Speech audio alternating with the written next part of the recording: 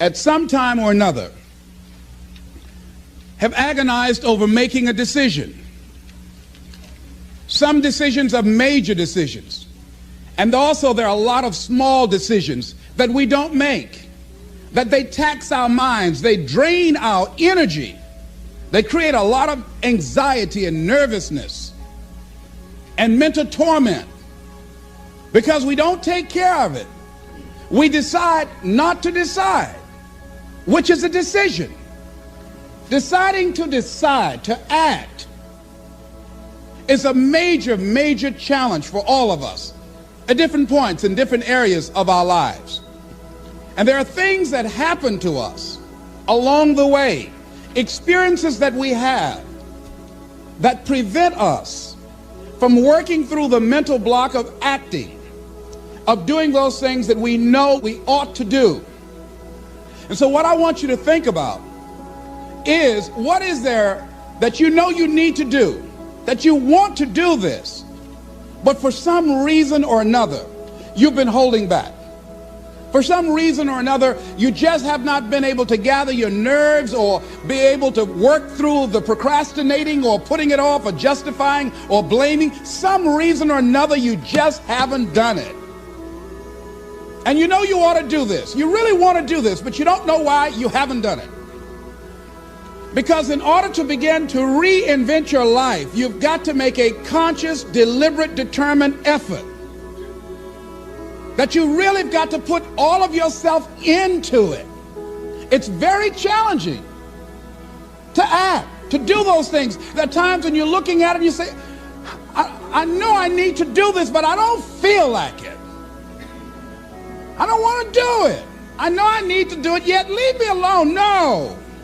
I don't want to do it. So what do we do? What are those things that cause us to do like that? I think that among the things that prevent us from acting is the fear of failure. And if you've already failed, you don't want to fail again. The pain of that, the disappointment, the fear of loss is another thing. Because many times when we do those things that we know we need to do, we feel that we might lose somebody that we love very much and care about. We don't want to hurt anybody. Many of us don't act because we want other people's approval. We want everybody to like us and to accept us. And that's not possible. Many of us don't do the things that we want to do and don't act because of lack of self-confidence. We don't believe enough in ourselves. So there are many reasons why we don't act. There are other things, though, that affect us. Is that not wanting to take personal responsibility. We want somebody else to do it. And many times we pick up our inability to do certain things from people that we love, people that we admire. What I'm saying to you is that as you begin to look out on your life, this is challenging. This is not easy acting.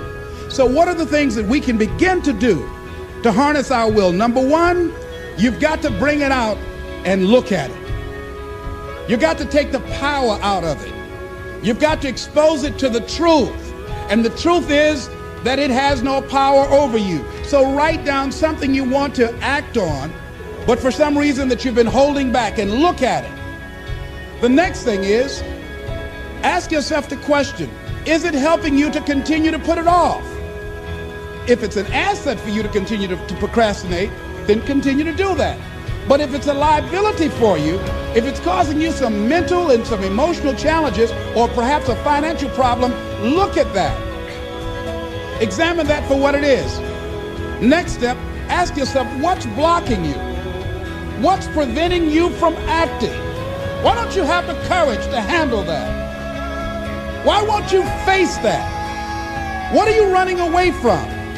What kind of avoidance behavior are you engaged in?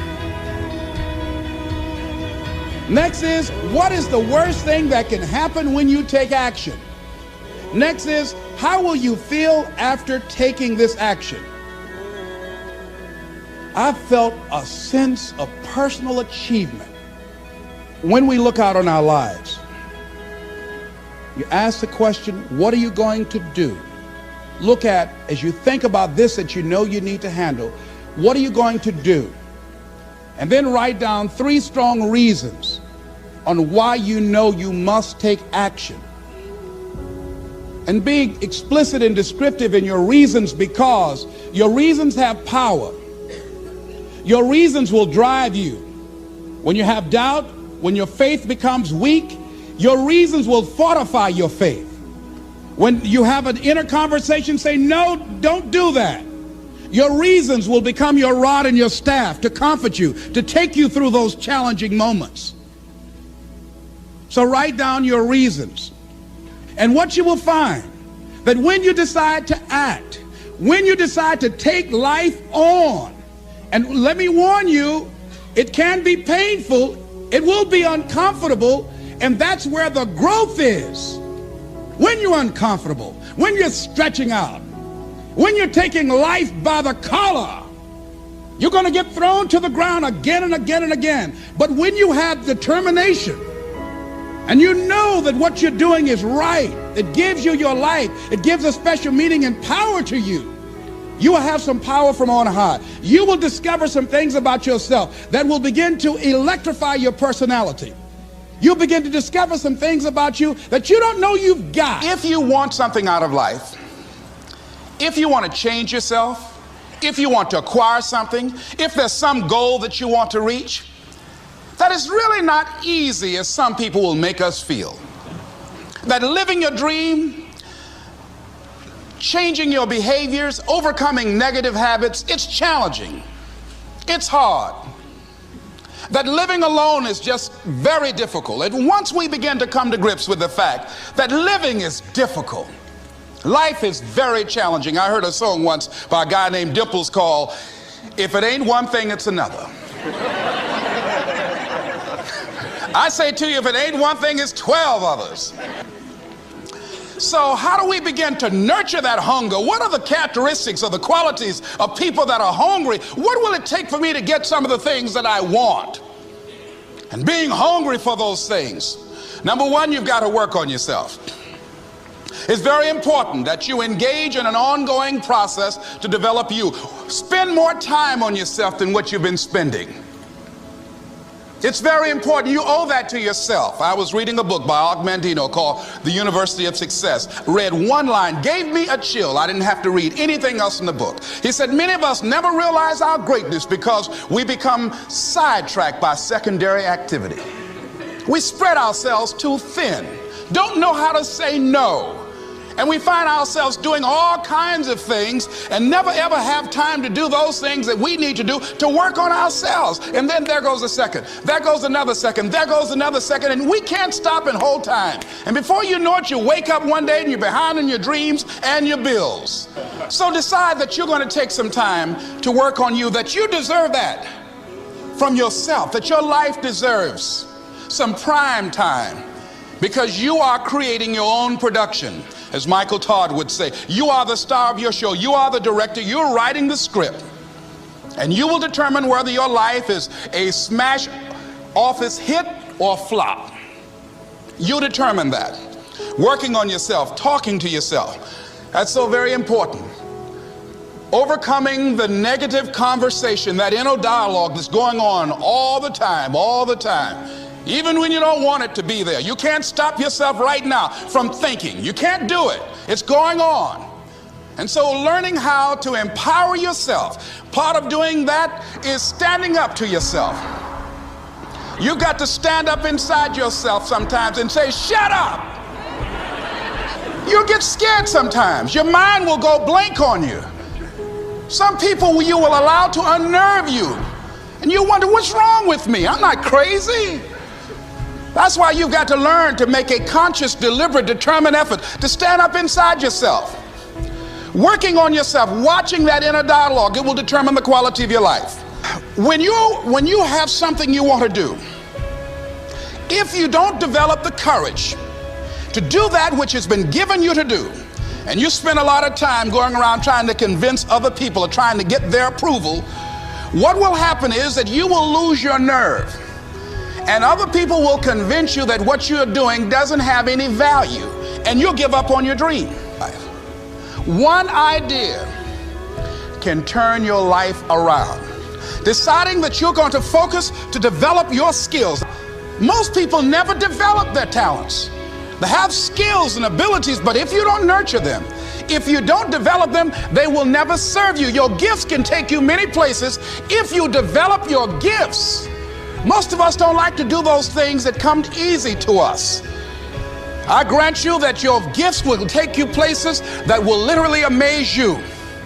I grant you that if you begin to work to develop your gifts, you'll develop a strong sense of happiness. You'll get a larger vision of yourself, because part of beginning to get a larger vision of yourself, all of us need some area of our lives where we can have a feeling of competence.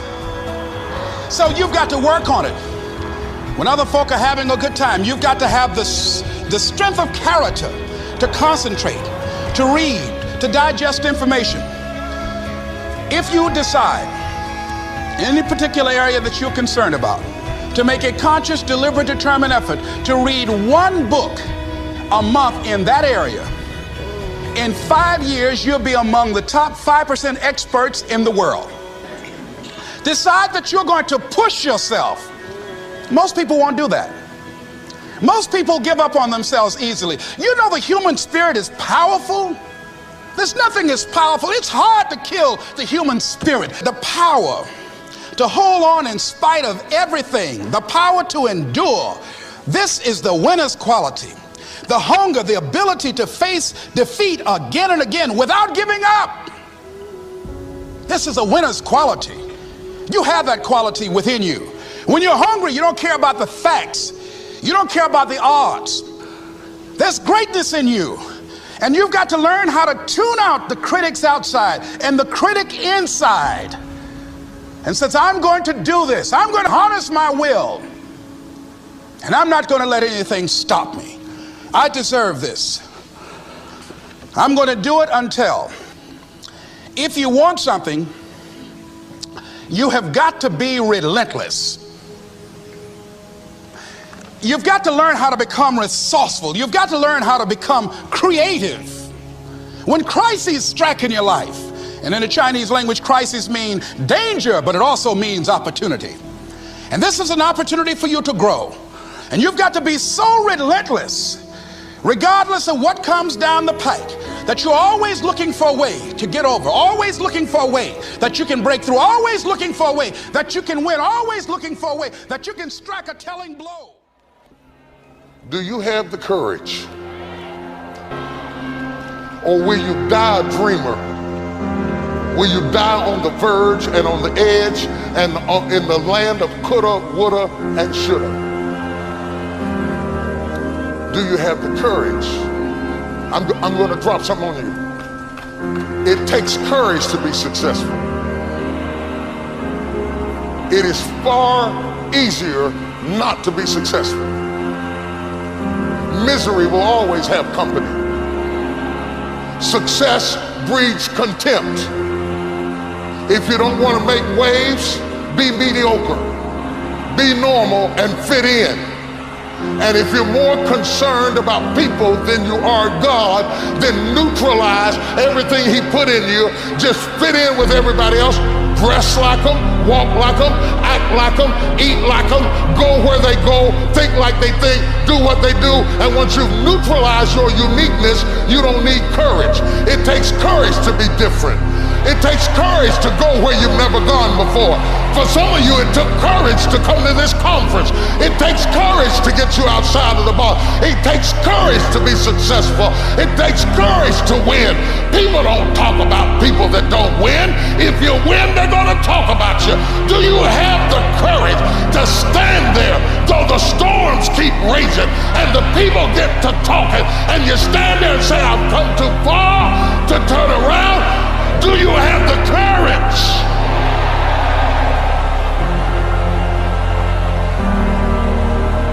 I'm going to say something to you. It takes courage to be exceptional. It takes courage to be wise. It takes courage to be rich. It takes courage to be educated. It takes courage to be knowledgeable. Because the moment you do, but you don't talk like you forgot where you came from. Look at you talking. It takes courage And I'm just wondering, in this weak, watered down, mediocre society that we live in today, in this reality TV world we live in today, I'm wondering if there's anybody left that's got the courage to say, after all I've been through, and all my ancestors have been through, and all my parents have been through, I didn't come through all of that just to fit in with normalcy. I have the courage to go after my dream. Is there a woman left in this entire Coliseum that's got some? And most people don't work on their dreams. Why? For many years,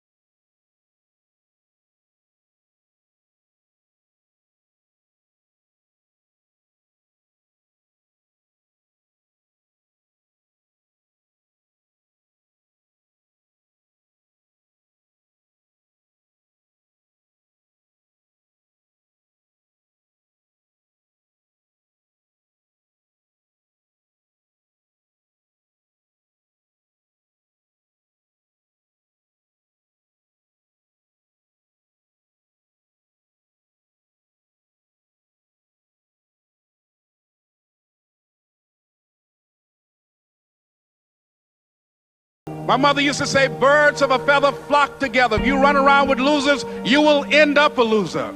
It's necessary that you get the losers out of your life if you want to live your dream.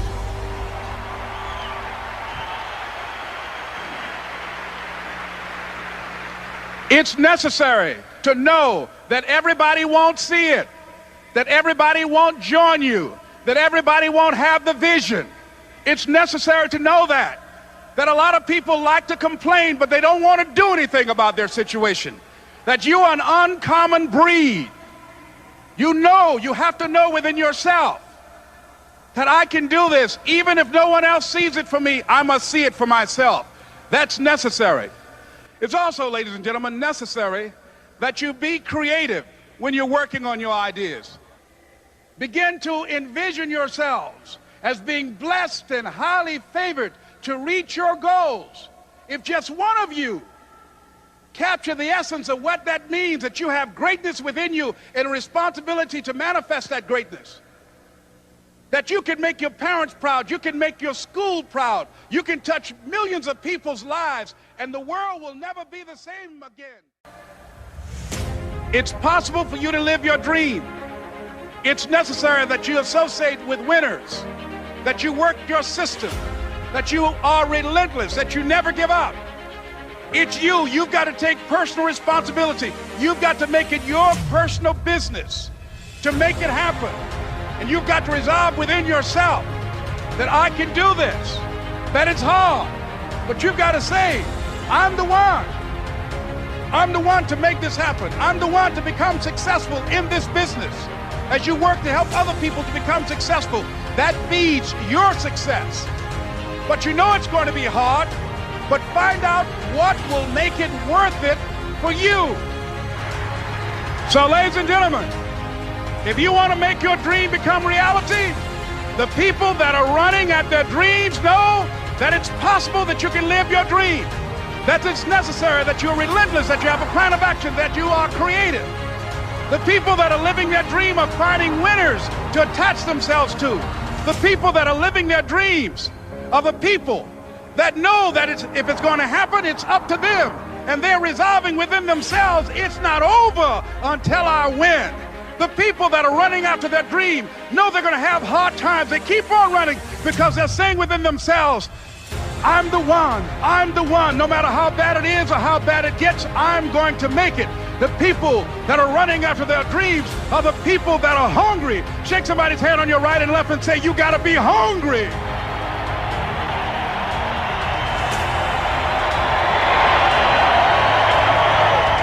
And as you run towards your dream, I want to dedicate this to you that I love very much. I want to thank Dexter and all of you. It's something that I'm known by. It's on our tapes called Choosing Your Future, and it says simply this, that if you want a thing bad enough to go out and fight for it, to work day and night for it, to give up your time, your peace, and your sleep for it, if all that you dream and scheme is about it, and life seems useless and worthless without it, and if you gladly sweat for it and fret for it and plan for it and lose all your terror of the opposition for it, and if you simply go after that thing that you want with all of your capacity, strength and sagacity, faith, hope and confidence, and stern pertinacity, if neither cold poverty, famish or gulf, sickness or pain or body and brain can keep you away from the thing that you want, if dogged and grim you besiege and beset it. You gain knowledge through suffering. And on the other end of suffering is a world that very few have ever seen. It's a beautiful world because that's where you find yourself. You don't find yourself in over here. You find yourself on the other end. Like the 100-mile race I was on, I ran it for 24 hours. I found myself on the other end. That's what the mentality is all about. My whole thing is a mentality thing. Like I told you the last time I was on the show, I view myself as the weakest person on the planet Earth. My goal in life was to, in my mind, believe I'm the hardest man alive. And that's why the whole thing is can't hurt me. That's what it's about. It's about whatever you think you are, you have to make that dream a reality. But that's where the hard part is. At the end of the day, you can't get around hard work. And this is what's amazing about this world we live in. Success, it's not that difficult, y'all, because 99.9% of the people out there, and that may be a high exaggeration, but it's not too high, the majority of the people don't really want to put in the work. They don't want to roll up their sleeves and actually go after their dream. We all like to talk about it. We all like to post about it. We all like to tell people about it. But talk is cheap. What you do is what you believe, y'all. And for the most part, people don't want to put in the work. And so if you can just begin to take one step after one step, slowly moving towards your dream, I promise you that dream, that goal, that thing you want to achieve, it's not going to be nearly as difficult as what you think it is. Because for the most part, others don't want it as bad as you. But you just got to take control of this thing. Hard work works. And hard work and learning to make good choices in the moment, your dreams and your goals are closer than objects appear in the mirror, I promise you. All of us have experienced some tragedy, and if we haven't, we will. And you can either let it destroy your life or you can build upon it. You can permit it to let it hold you down, or you can decide, I'm not going to let that happen to me. I'm bigger than this. Make a declaration to yourself. Declare all out war that you're going to get out of this rut. I don't care how good you are. I don't care how talented you are. I don't care how much you work on yourself. There are some times when things aren't going to go right. They just are not going to go right. There are times when anything that can happen will happen. Murphy's Law will be knocking at your door. Why? I don't know why. That's called life. And you have to deal with it. Sometimes your life will be in a slump, just like sports. Some of the best shooters can't hit baskets different times in games. They get in a slump. Do they sit on the sideline and say, you know, I just didn't hit a basket today? No, they continue to execute. I suggest to you that if you are facing a challenge, don't stop. Stay busy. Work your plan. Continue to do those things that you know that work for you after you have evaluated yourself in the situation. Continue to move. Stay busy, stay busy, stay busy. Repeat out to me. Help somebody. And help yourself.